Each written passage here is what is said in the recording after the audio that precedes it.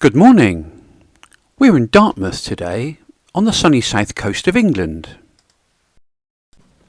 We'll start our walk around Dartmouth, looking at some of the historic sites, by walking down these steps and heading out towards the river.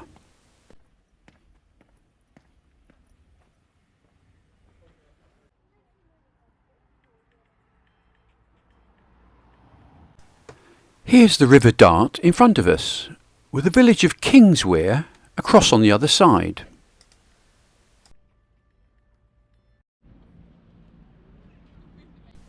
I'll pan back across the river to show you the magnificent view.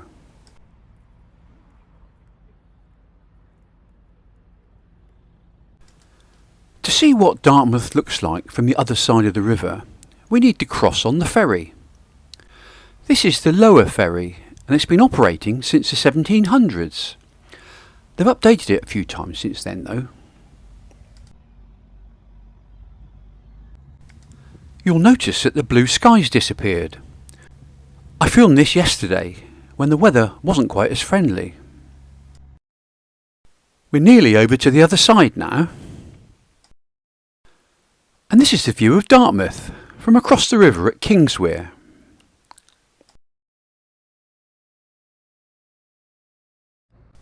We're back on the Dartmouth side of the river now, to continue our walk around the town. We're walking along the embankment, which was built in the 19th century, and it runs for about a mile all the way along the edge of the river.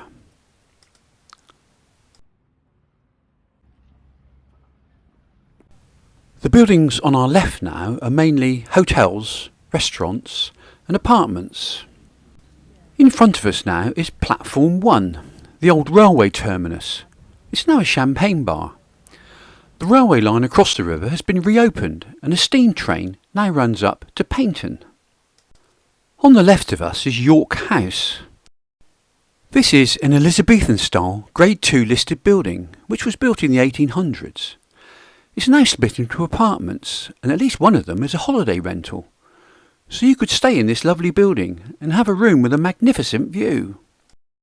If we continued walking along the embankment, we'd arrive at what is probably Dartmouth's most famous building, the Britannia Royal Naval College. This is the initial officer training establishment of the Royal Navy. Naval officers from around the world come here for training. The college has another claim to fame. It's where our late Queen Elizabeth II first met her future husband, Prince Philip, in 1939. In front of York House we find a small harbour, originally built in the late 1500s. This is known as the boat float. The tide's in at the moment. Now the tide's going out.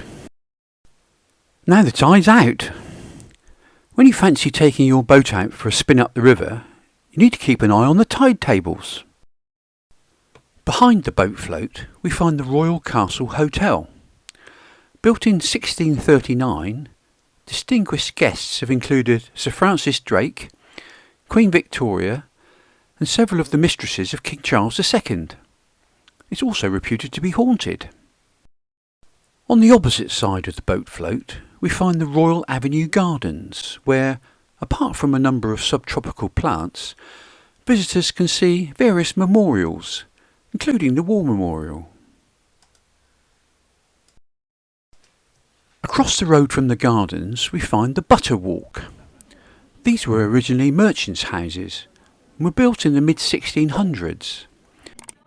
It's now a lovely row of shops and cafes, as well as the home of Dartmouth's museum.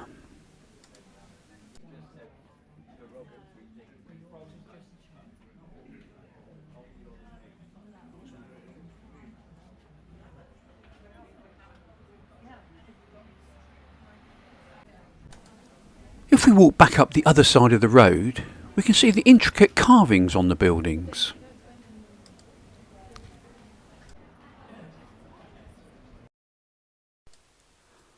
Just up the road from the Butter Walk, we come to Frost Street. This is a lovely cobbled street of art galleries, boutiques and cafes.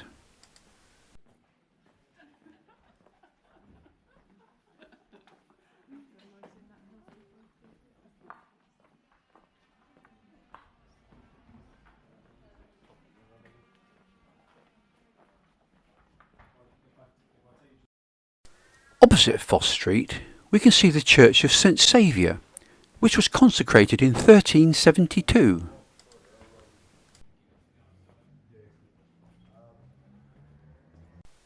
Walking behind the church we come to Higher Street.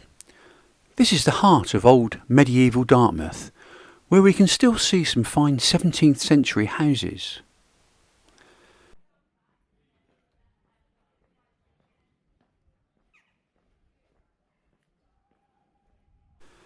Further along is the Cherub, one of the oldest townhouses in the southwest of England.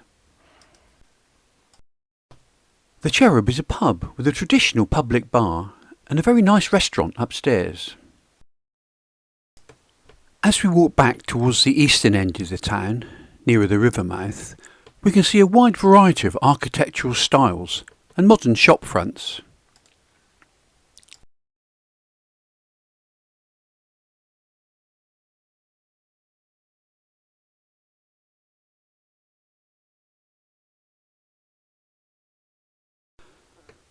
There's a lot of steps in Dartmouth. It's very hilly.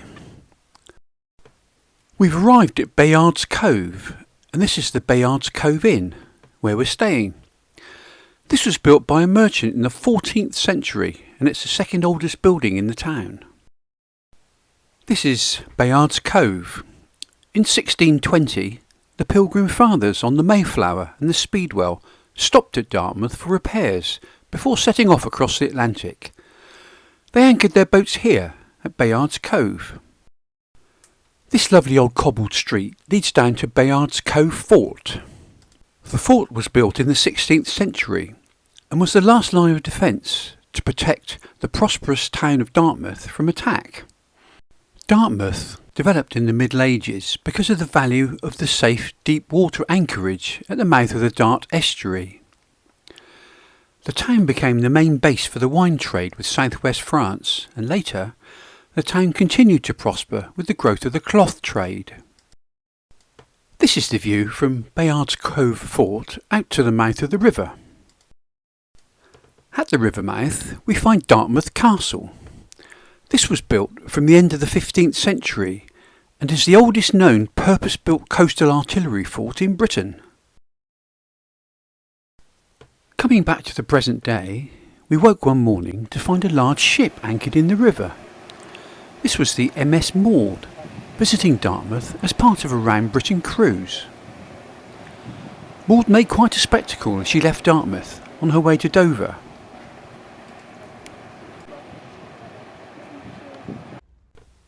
One of the attractions near Dartmouth is Greenway House. This was the holiday home of Agatha Christie, and she spent time with her family here throughout the year. Visitors can drive to Greenway or take a boat trip, which is much easier if you're staying in Dartmouth. It's a very pleasant trip along the river and takes about 25 minutes.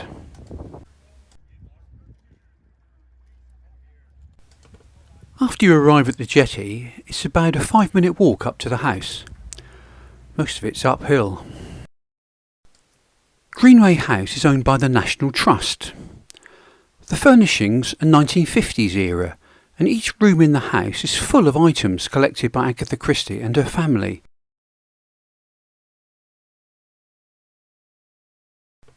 Across the river from Greenway House is the picturesque village of Dittisham.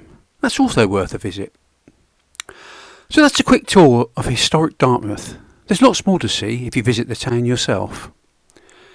If you've enjoyed the video, there are links to other historical town walks in the text below. Thanks very much for watching.